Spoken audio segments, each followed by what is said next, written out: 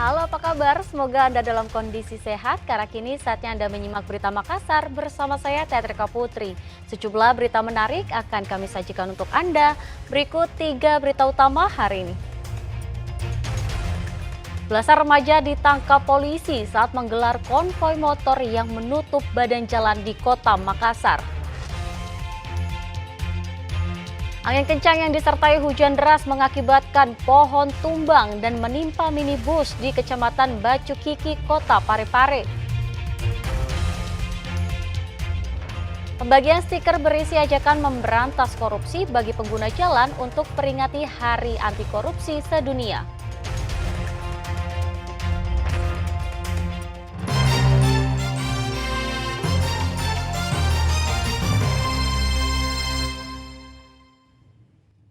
Kita awali informasi pertama, aksi kejar-kejaran mewarnai pembubaran konvoi motor yang menutup badan jalan di Kota Makassar. Belasan remaja ditangkap beserta sejumlah anak panah lengkap dengan pelontarnya. Hayo, mau pada lari kemana? Ratusan remaja ini kocar-kacir melarikan diri, ada yang nekat melawan arus, ada juga yang kabur dan meninggalkan motornya. Aksi kejar-kejaran ini terjadi saat polisi membubarkan konvoi motor di ruas jalan yang berada di Kecamatan Talo, Kota Makassar, Senin dini hari. Konvoi dibubarkan karena menutup jalan serta aksi menggeber motor dengan knalpot brong hingga mengganggu pengguna jalan lain. Anggota polisi yang sedang melakukan patroli pun langsung membubarkan aksi konvoi dan menangkap belasan remaja. Polisi juga menemukan sejumlah anak panah lengkap dengan pelontarnya. Dari hasil pemeriksaan sementara, belasan remaja yang terjaring merupakan warga luar Kota Makassar.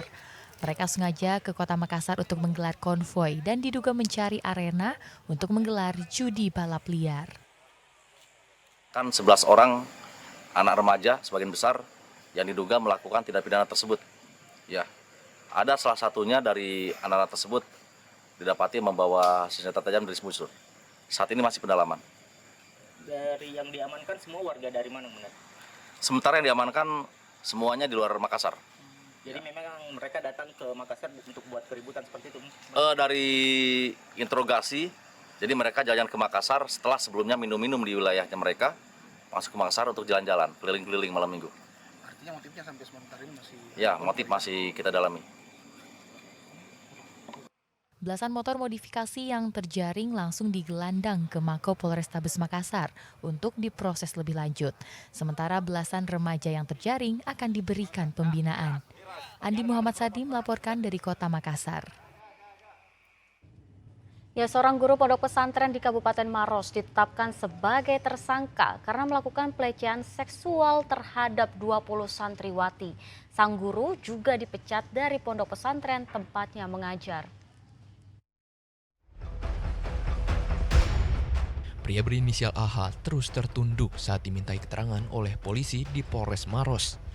Ia berurusan dengan polisi karena diduga melakukan pelecehan seksual terhadap santriwati di sebuah pondok pesantren tepatnya mengajar. Bukan hanya kepada satu anak saja, melainkan kepada 20 santriwati yang masih di bawah umur. Diduga pelecehan seksual dilakukan terlapor sejak bulan Oktober hingga November 2024. Laki berusia 40 tahun itu akhirnya ditetapkan sebagai tersangka setelah polisi melakukan gelar perkara. Ia terancam kurungan maksimal 15 tahun penjara. Jadi tersangka yang sudah dilakukan penahanan oleh tadi malam. Jadi sejauh ini sudah 2, tapi kita akan cari lagi apabila nanti suatu ditemukan lagi atau ada yang baru mau melapor sama kita, nanti kita akan periksa keterangan itu. Pihak pondok pesantren juga bertindak tegas memberhentikan tersangka sebagai guru dan melakukan perbaikan sistem pengawasan secara internal agar kejadian serupa tidak terulang lagi. Kami telah melakukan tindakan memberhentikan si oknum ini. Ini kami berusaha supaya nanti setoran hafalan sholat itu tidak lagi berhadapan dengan guru laki-laki, tapi nanti di guru perempuan.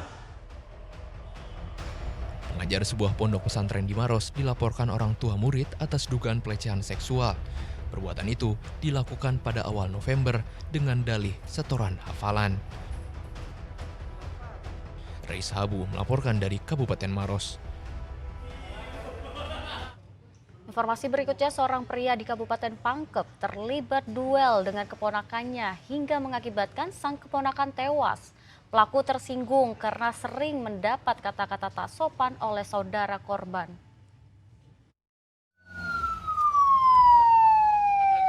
Setelah melakukan serangkaian penyelidikan dan pemeriksaan saksi, polisi akhirnya mengungkap motif pembunuhan yang dilakukan paman terhadap keponakannya. Awalnya duel maut itu diduga dipicu perebutan lahan. Ternyata aksi tersebut bermula saat pelaku bernama Gapar, 79 tahun, melempari saudara korban berinisial N dengan sebuah batu saat melintas di depan rumahnya. Pelaku melakukan hal tersebut karena merasa tersinggung dengan perkataan N yang sering mengata-ngatai pelaku dengan kata kasar. Selang 1 jam, korban yang merupakan saudara N datang ke rumah pelaku sambil memegang parang dengan mengajak duel pelaku. Pelaku yang emosi pun meladeni ajakan duel tersebut dengan menggunakan senjata tajam. Tidak terima mungkin dikata-katai saudaranya sehingga datang untuk korban datang mengajak pelaku untuk berkelahi. Pelaku yang melempari adiknya korban. Sempat mereka cekcok sampai ada kata-kata keras. Sebelumnya tidak ada cekcok antara kenapa dilempari batu. Cuma itu karena menurutnya dia bahwa sering dikata-katai telas. Saat ini pelaku diamankan di Rutan Kelas 2B Pangkep. Pelaku dijerat pasal pembunuhan dengan ancaman hukuman 15 tahun penjara. Andi Muhammad Sardi melaporkan dari Kabupaten Pangkep. Ya, berhati-hatilah saat memarkirkan kendaraan Anda. Angin kencang yang disertai hujan deras mengakibatkan pohon tumbang dan menimpa minibus di Kecamatan Bacukiki, Kota Parepare. Beruntung tidak ada korban jiwa dalam kejadian itu, sementara minibus mengalami rusak ringan. Diduga diterjang angin kencang disertai hujan deras, sebuah pohon besar tumbang di sekitar SD Negeri 46, Kecamatan Bacukiki, Kota Parepare. Pohon tumbang berukuran besar itu merusak pagar sekolah dan menimpa sebuah mobil yang terparkir di depan sekolah. Petugas yang tiba di lokasi langsung mengevakuasi pohon, namun petugas sempat kesulitan memindahkan batang pohon karena ukurannya yang cukup besar. Kejadian ini pun sempat membuat warga sekitar panik. Beruntung tidak ada korban jiwa karena mobil dalam kondisi kosong saat terparkir. Untuk memudahkan evakuasi pohon, petugas memotong batang pohon menjadi bagian kecil agar mudah dipindahkan. Meski tidak ada korban jiwa, namun mobil mengalami kerusakan di bagian atas mobil. Kondisi cuaca angin cukup kencang, seperti kita lihat di belakang bahwa ada pohon tumbang di depan SD dan menimpa satu unit kendaraan yang sementara parkir di bawahnya. Oh, memang Pak, kondisi hari ini bagaimana Pak? Saat ini kondisinya di Parepare? Ya, kondisi Parepare pertama angin kencang, kemudian disertai dengan hujan.